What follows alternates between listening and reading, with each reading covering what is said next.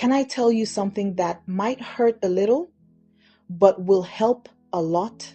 Most people are living a lie. The lie says, if I just made an extra $2,000 a month, my stress would vanish. Or if I could just get that one promotion, I'd finally be able to breathe. But have you noticed? Every time you've gotten a bump in pay from your first job to the one you have now, your expenses found a way to grow wings and catch up to it. You make more, but you don't keep more. If that's you, I need you to hear me clearly. You don't have a money problem.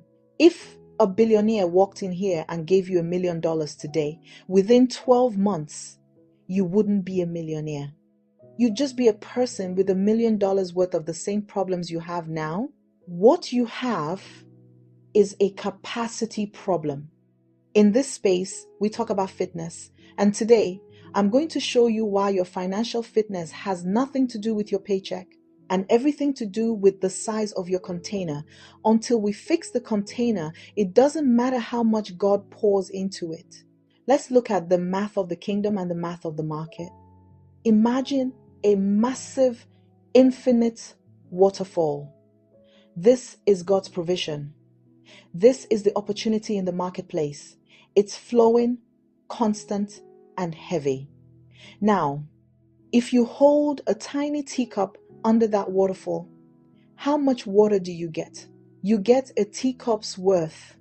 Now, is the waterfall the problem? No. Is the water supply limited? No. The problem is the capacity of the vessel. See, most of us are praying for more water, more money, but we're standing there with a cracked teacup. If the water pressure increased right now, it wouldn't give you more to drink. It would just shatter the cup. This is why some of you haven't seen the breakthrough you're praying for. It's not because God's holding out on you, it's because He's protecting you. Why would He give you a reservoir blessing when you're still operating with teacup habits? Finance fitness is the process of trading that cup for a reservoir. It's about building the internal infrastructure to sustain the weight of what you're asking for. The first reason your cup is small is that we've been taught to manage amounts instead of percentages. How you handle a little is exactly how you'll handle a lot. If you can't manage $10, you cannot manage $10,000. Most people say, fund me. When I have more money, then I'll start a budget. When I'm rich, then I'll be generous. Friend, that's like a 300-pound man saying, when I lose the weight, then I'll start going to the gym. No, the gym is the cause of the weight loss, not the reward for it. Management is the cause of wealth, not the result of it. If you aren't fit enough to track where $100 goes, the muscle of your finance fitness is too weak to handle $100,000.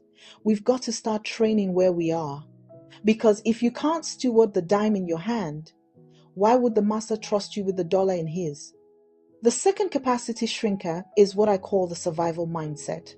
Many of us were raised to believe that money is for buying things. We see money as a tool for consumption. We work hard, we get paid, we reward ourselves with stuff. But stuff has no capacity. Stuff is just a decorated way of being broke. Fit people who are building finance fitness don't see money as something to be spent.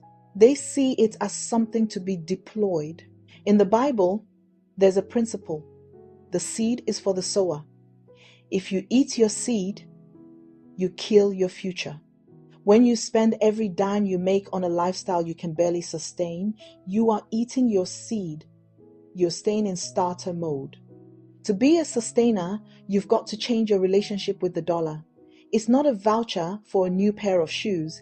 It's a soldier you send out to bring back more soldiers. That shift in mindset, moving from consumer to steward, is like going from lifting 5 pounds to lifting 50 pounds. It builds your capacity now. Here's the part where the faith and finance actually meet. Your financial capacity is capped by your spiritual security.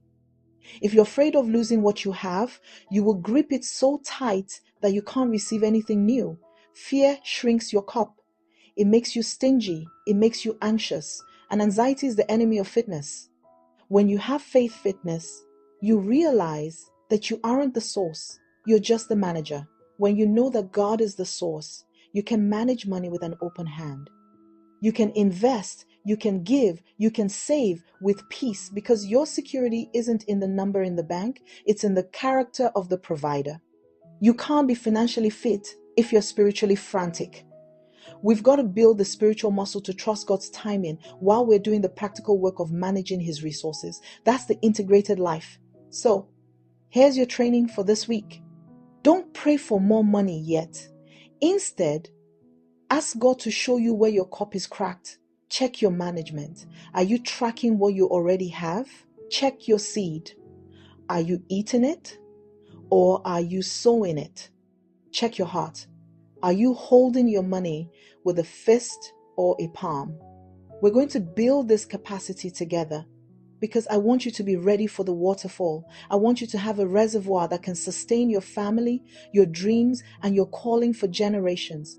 If this made sense to you, hit that subscribe button. We're just getting started. Leave a comment and let me know. What's one seed you've been eating that you need to start sowing? Let's hold each other accountable. This is Funmi Vox. Let's stay fit. I have put a list of resources for you in the description of this video. I'll see you in the next one.